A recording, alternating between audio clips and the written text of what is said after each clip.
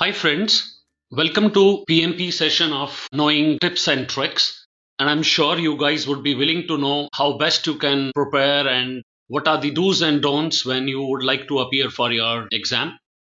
In this session, I'm going to be bringing you with few things starting from how to prepare for PMP exam, tips to select the correct answer, tips to prepare for your final day. So these are going to be our key items, and I'm expecting that you guys would have already gone through PMP exam training program, and now we are going to be finding out what are the key tricks and tips for us to prepare very well for the exam.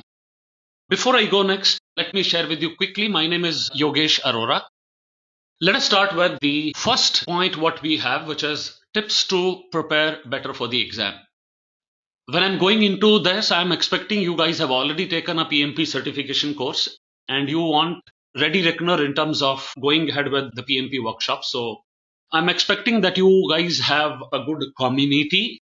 You have friends whom you're talking to and forming a group and discussing many things with them. And that is what I call that as the ideal study ambience around yourself. To share with you, in fact, I have seen many people who keep ready one sheet in front of them and which is pasted at many places in their preparation room. And that sheet is called as process chart of the PMP. Now, when we talk about a process chart, this has 5 process groups, which is initiating, planning, executing, monitoring control, and closing. And this has 10 knowledge area starting from integration management, scope management, schedule management, quality management, communication management, risk management, HR management, procurement management, stakeholder management. So we have 10 knowledge areas, and there are 49 processes we have which are going to be covering up all the standard practices and good practices what we should follow while executing a project. So this 5, 10 and 49 chart would be a very good ready reckoner if this is placed at the room where you are generally preparing. And sometimes I have seen people practicing this chart daily basis for at least about once in a day. And the ideal time you should be able to write down this chart would be about 3 to 4 minutes. And there are dual purpose. Why am I talking about of writing the process chart? When you write each of those process charts, you would be able to correlate what is that each of that process is going to be delivering for us. So if you are able to remember a line about each of those 49 process, that's something which is the purpose of it. And sometimes when we are doing that, we also get to know of maybe various inputs and outputs linkage between various processes. When you do that, I expect you have a study schedule already prepared. Generally, it is recommended that after you complete PMP certification course, you should have about 60 to 100 hours of preparation plan. And why am I talking about of this variation is depending on whether you have been exposed to many projects in your past or very few projects in the past. So if you have a very good exposure, maybe you can make yourself ready for the exam in a lesser study hours, which may be about 60 to 70 hours. And maybe if that's a long time that you had been in the projects, then it's going to be about 100 hours. How's that you can keep that schedule of 60 to 100 hours? I'll give you a small trick here. On an average, I expect that you should be able to spend about 2 hours of your time on an everyday basis. And if I consider 2 hours, in a month you reach to about 60 hours time.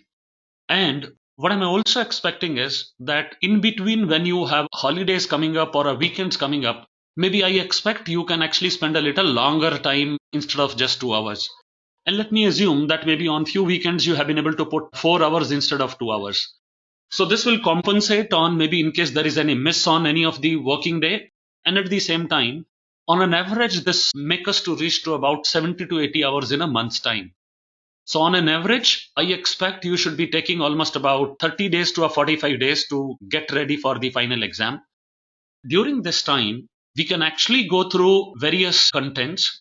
If you have gone through the training program from Edureka, you can go through the recordings, you can go through the study material. And then what we can also do is, in case you have a study material and you have the PMBOK guide, which is the project management body of knowledge. And this is the book which is published by PMI. and that becomes a ready reference for the PMP exam. So I expect you can read out a chapter from PMBOK guide, then refer back to the recordings of the chapter. And once you are through with that, you can actually start giving certain practice questions. When you do that, you get to know which questions you are getting stuck, which questions you are getting through. A good schedule would also have a one kind of a folder or maybe about few papers in your hand wherein you will keep writing on the areas wherein you are taking a longer time to decide, and that becomes our key thing for starting up with areas of improvement. And to be precise, in PMP exam preparation, when we go through the contents, we call that as a lesson learned. And the purpose here is when you go through those contents and the places where your answer is not correct or maybe you have a little ambiguity, these points will become my points of study once I have completed the first round of each of those chapters. And the moment you have gone through those contents, you may have a chance to maybe give few more questions in your second round of study, and then we'll be making ourselves pretty much clear. In total, we have 13 chapters when we talk about a preparation. So I expect you should be able to complete those 13 chapters maybe in about 18 to 20 days time. And then the second round, when you go ahead with studying the same contents, your speed would have improved because by the time you have done some questions also, and in the second iteration when you are doing, your focus is more onto the questions which were incorrect. That means more on those concepts wherein you had not been able to choose the right answer quickly.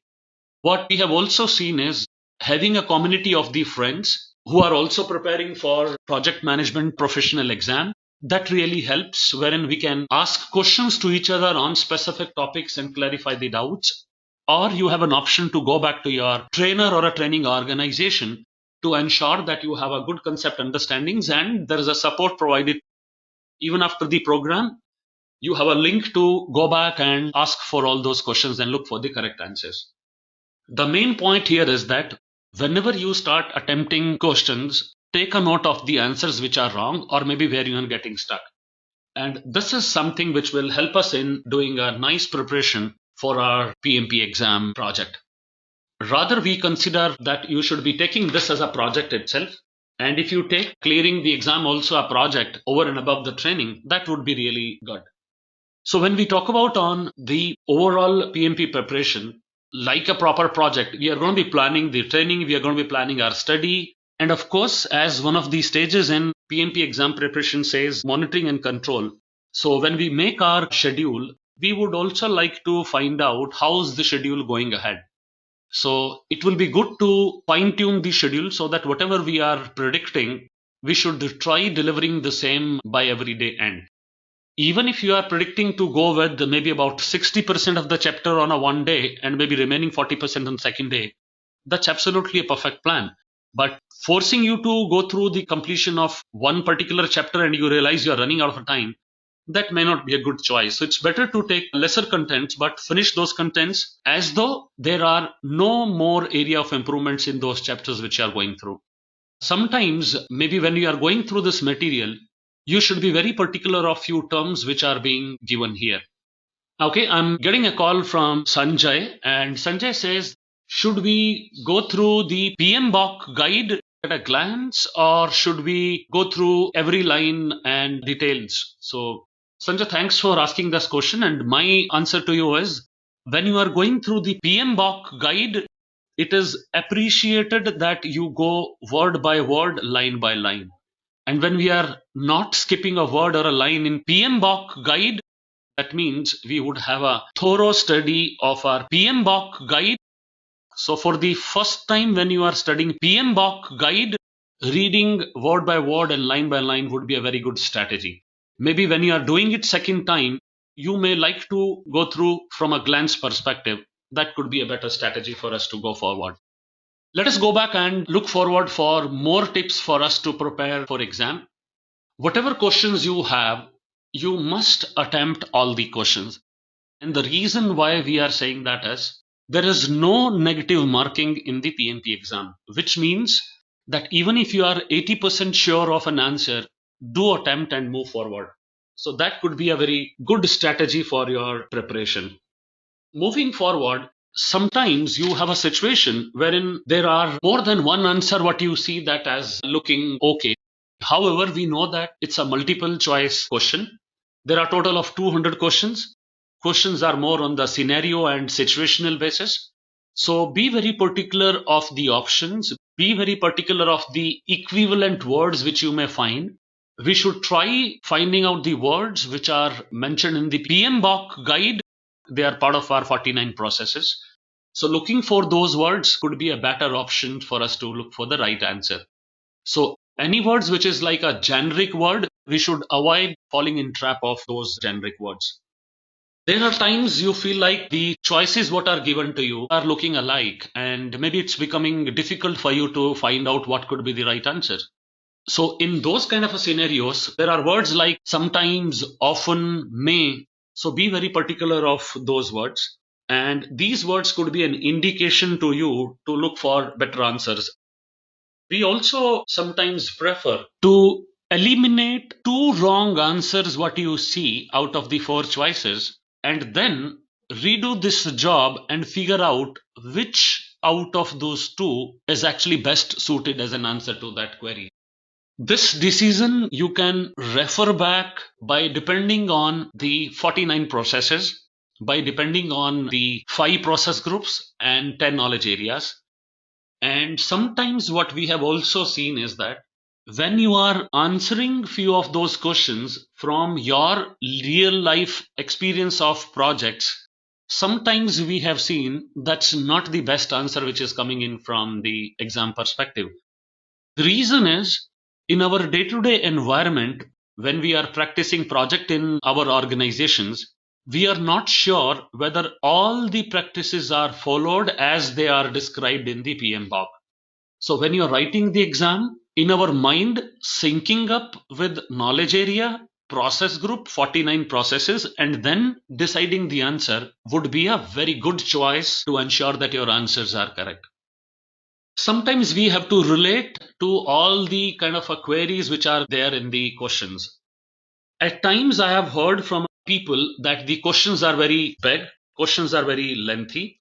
If that's the situation you have, wherein you have very big questions, very lengthy questions, in those situations, it would be good to read last one or two lines at least two times, because sometimes there is a story which is baked in from the beginning of this question, and by the time you come to an end, the question is on something different.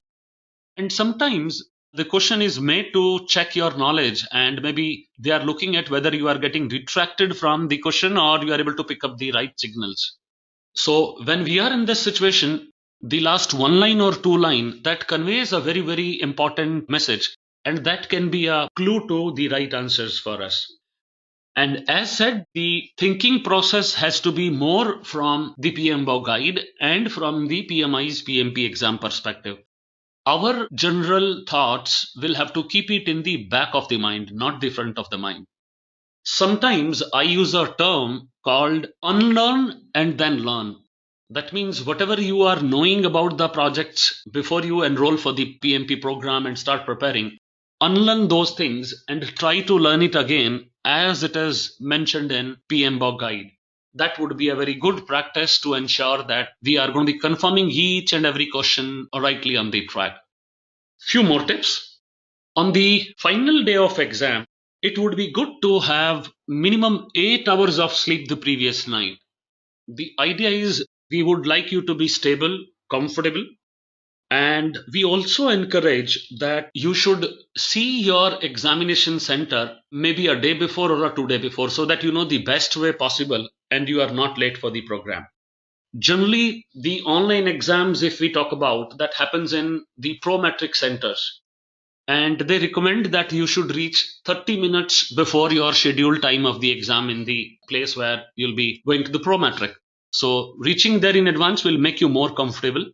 And when you are actually nicely prepared, you have done a lot of sample tests and you are able to score maybe about 80% or more in the sample test, I believe you should feel confident.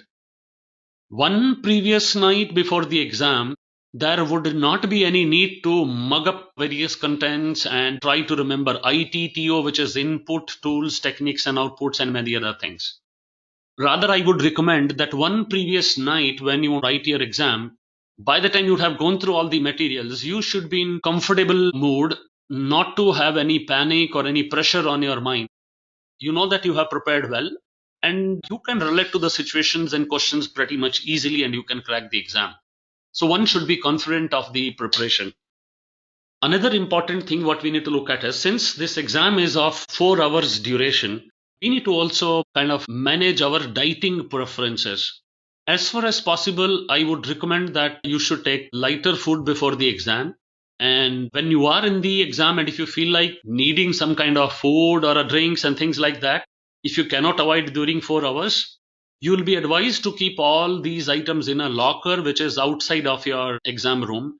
But remember, once the exam starts, and if you wanted to go out for bio breaks or food during that time, the clock is still going to be continuing and time is going to be costing you.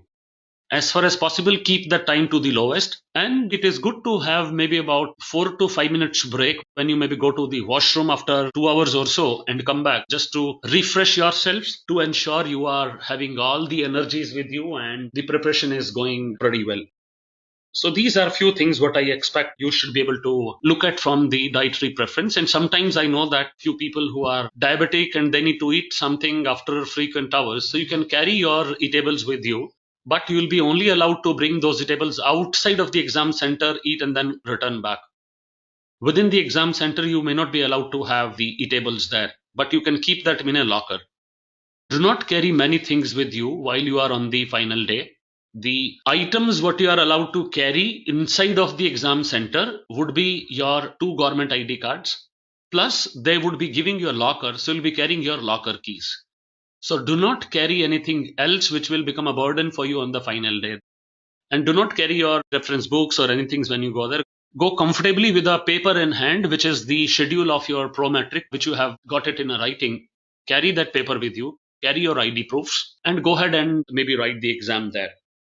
And sometimes we also recommend that in case you are able to create the brain dumps, that's a choice what you may have. However, of late, I have seen that the prometric centers are very clearly advising not to keep anything in writing before your exam starts. In the past, people used to write down the process chart and various key things on the blank sheets which are provided in the class. But of late, prometric centers are advised not to encourage that. When you start your exam, you may like to use maybe about few 2 or 3 minutes to write down certain key things, but till such time the exam is not started, I think you are prohibited not to write these things by the PMI and the prometric centers. So these were the many of the few things what we thought could be of good interest, and let me take up your queries what you guys may have. There's a question I have, and somebody says what kind of a clothing I should wear. And I would say you should go with whatever clothing feels more comfortable for you, as far as this is decent enough. But remember, the examination center would have air conditioners. So if you are actually going with some jackets or pullovers and anything of that sort, that would really help you, so that when you're writing your exam, you should not feel like too cold. So better to have something with you while you are getting in. Next question I have is, do we allowed to carry my pen, pencil, papers and material? And my answer is no. The Prometric Center would provide you the pencil or the pen which is required, and you are not allowed to bring in anything from the outside. Next question I have is from a participant who's Sam, and he says, do I be carrying my calculator here, or will they provide me a calculator for going through certain formulas? Thanks, Sam. And I would answer it like this. The examination software has the provision of the soft calculator which is built in. So nothing to worry. And as I said, you cannot carry any of those things. Generally, most of the calculations what you would be required to do are not so complicated that you really need a calculator. But for your comfort, the soft calculator is already built into the exam software. So that will make your job easier. One tip what I'm supposed to be sharing with you here is, how do I measure that I'm going on the right speed when I'm starting my exam? So we know that the total number of minutes available to me for the exam is 240 minutes, which is about 4 hours. There are 200 questions what you are supposed to be answering it. So in general, what we talk about is that 1 minute a question could be a good benchmark to check your performance. For example, when 1 hour has already passed and you would like to look at how many questions you have done by that time. So I would recommend, if that's the situation wherein 1 hour has already gone, I would expect you should have at least completed 50 questions, if not 60. Going by a minute a question, it should be 60. But if you are actually completing 50 and above, I would see that's a good speed you are going to be working at. And remember, there may be few questions which are lengthy, which may take little longer time. There may be few questions which are going to be very short, which may take a smaller time. So on an average, a minute a question is easily possible. And I have seen people who have been able to go through all the questions one by one very nicely and able to complete all 200 at least about 20 to 30 minutes before. On an average, I have seen around 3 hours 20 minutes or maybe about 3 hours 40 minutes is a general time people are taking. And the remaining 15-20 minutes, that can be a good time for reviewing certain questions. So next question I have is coming in from Rajiv, and he says, do I have an option of reviewing the questions after I've selected the answer? Yes, Rajiv, there is an option in the exam software which says submit for review. That means these questions which you are not 100% sure and you would like to review them after the 200 questions are through, you can do that. And if you have clicked on submit for review, these questions will start coming up after you are through with all the 200 questions. Next question is coming in from Priya, and Priya says, is the exam questions going to be static for me, or they would change based on how am I starting and answering my questions? Thanks, Priya, for asking this question. The 200 questions what every person would be writing in the exam, they won't change irrespective of whether you are choosing answer 1 or answer 2 or answer 3. That means your answering pattern would not adapt to the remaining questions of your exam. So rest assured, the questions would remain the same and they won't change based on the complexities or the way you are answering it. I'm getting a next question now. This question comes in from Rekha, and she says, will we be given some kind of diagrams also in the questions wherein we'll have to work out certain questions on schedule management? And the answer is yes, you'll be given a lot of questions on diagrams as well. And you can use your rough sheets which are provided by the exam center to you. You can use those sheets for doing your rough calculations. And those sheets are supposed to be returned back there itself. And they won't be used for marking. That's for all the rough calculations you have to do. So you'll be asked questions on various diagrams. So you should be ready and you can do all those calculations there and then on your rough sheets. Majority of the questions you will have is going to be on scenario based and a situational based. Remember, the moment you get into the Prometric Center, you will be CCTV controlled. There are going to be many cameras installed in the room, and that's the reason we also call that as a proctored exam. So you'll be monitored on what you are actually doing it there itself. The next question I have is the 200 questions going to be the same for all the people who are writing the exam in the same place? Most likely, my answer is no. The question set for each of those people who are appearing in the exam would be different. And just for your knowledge, the PMI has a pretty big question bank, and they are ensuring the percentage of each of those knowledge area, each of those process group. But their bank is so big that maybe if there are 10, 12 people sitting and writing the exam at the same time, we expect each one of them would have a different sequencing and a different questions altogether. Anyways, you cannot speak to any of your neighbors, and that's not the choice at all. When we are nicely prepared, we should not be even looking for those choices. There are a few words which you should have a little caution about. In some questions, there is a word called accept. Sometimes you have a word called not. So when you get a word called not and accept, they change the full meaning of the question itself. So you should be very particular of these words. Sometimes I have seen people are rushing towards picking up the answers and going ahead. That should not be the good scenario. Actually, till such time you have not seen all the four choices, you should not be choosing the answers, because when you go through each and every option, then only you will be able to realize which is the best answer among four. And sometimes the answer what you can choose by mistake also is available in an option.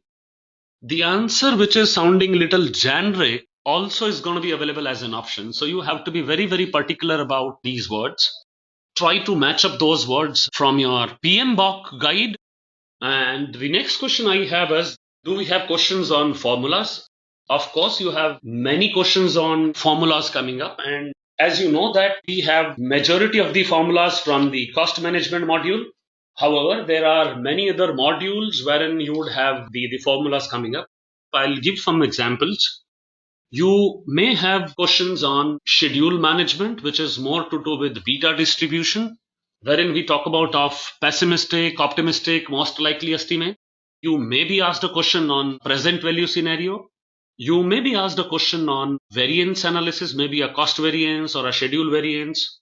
You may be also asked questions on the estimate. How do you calculate that kind of an estimate? And how do you calculate the risk? How do you quantify the risks which are there in your risk register? So there could be a question on expected monetary value on EMV, we may call it. And from a communication chapter, you may also have a formula, which is how many communication channels do you require in your project. Knowing the formulas would be very good, and you should be happy if you are getting more of the formulas related questions, because the ambiguity of the correct answer is not at all there in the formulas questions. So you should be clear in the first attempt for all these areas. Majority of the formulas are in cost management, few are in schedule management, one formula in communication management, one or two in the risk management, maybe about a one in the integration management. So these are the key things on the formula. So this is something I am expecting you guys would have practiced with formulas, and this should not be a big deal for you to know forward. The question now I have is, what are the common errors people generally do while writing the exam? The first thing what I've noticed people is that they should be focusing on the words specifically, not focusing on the generic terms. Sometimes people are looking for options which they see that in the real environment in their office, which may or may not be the best choice. Rushing to answer questions without looking into the alternatives is also a mistake people generally do. Whenever you get a question, the first thing you should do is relate in your mind these questions belong to which particular process, which knowledge area, which process group, and then I will be able to connect to my respective inputs, tools, and techniques and output. I'm getting a next question, and this question is coming up from Ranjan, and Ranjan says, do I need to mug up all the inputs, tools, and techniques and outputs? My answer is no. There is no need for you to mug up and cram all the ITTOs. Rather, it would be a good idea to make a thorough understanding on each of those inputs, tools, and techniques and output. That would make the job much better for us. Mugging up should not be a solution at all. Whenever you are doing practice questions, always try to relate what is the concept which is being checked. If you are able to go to the context, it makes the job pretty easier. The next question I have is, do I get more questions on IT or other industries? My answer to you is, PMP exam is a uniform exam happening for all the different industries. In other words, the practices which are being guided by the PMBOK guide and the practices which are being tested in the PMP exam, all these are practices which are happening and maybe getting executed in many of those industries. So you should not be looking into any one particular industries when you are going to be getting the questions in the exam. And to the best of our knowledge, we are expecting that the questions in your exam would be coming in from different industries. So as far as you know the concepts, it should not have any challenge for you to answer it at your level. A key wonderful tip coming in here, this is especially to know what's the role project manager plays when we talk about of procurement or maybe a human resource. What generally happens in many of the organization is that, especially the organizations which are small, they may or may not have a dedicated procurement department and various other functions. And the project managers, in generally, he's signing up many documents. But when you are actually talking about of role of project manager, And especially when you are going to be preparing for PMP exam, I would recommend that consider the project manager role in those environments for more towards influencing them to take the right decisions so that the right manpower gets selected and right vendor gets selected who is experienced enough and qualified enough to deliver those commitments. So that would be a best thing. Why is that project manager should not be signing the procurement or the HR related documentation is because end of the day, you do not have an authority of those functions with you. You are taking the people from HR or maybe procurement as your stakeholders, and that's how you are executing the project. So make them to take the right decision and let them know what are the areas of improvement or what are the pain points which they should try to address when they are talking about of selecting a person or selecting a procurement vendor. When it is a procurement and other activities are going on, we expect project manager can participate in that process if called by the procurement guy. But the front ending has to be done by the respective functions because they are the one owning up the decisions there. So if you try to summarize all these things, you should be confident, you should have a good sleep, you should have seen this venue before, and I'm sure you have practiced many such things. So that's how we will conclude on all these tips. In case you are looking for PMP exam training program and you have not gone through it before, we at Edureka, we offer PMP exam preparation workshop regularly every month, suiting different time frames for the people. The morning times or the evening times, we have those kind of multiple workshops happening on PMP exam preparation. You can feel free to get in touch with our team or visit our website.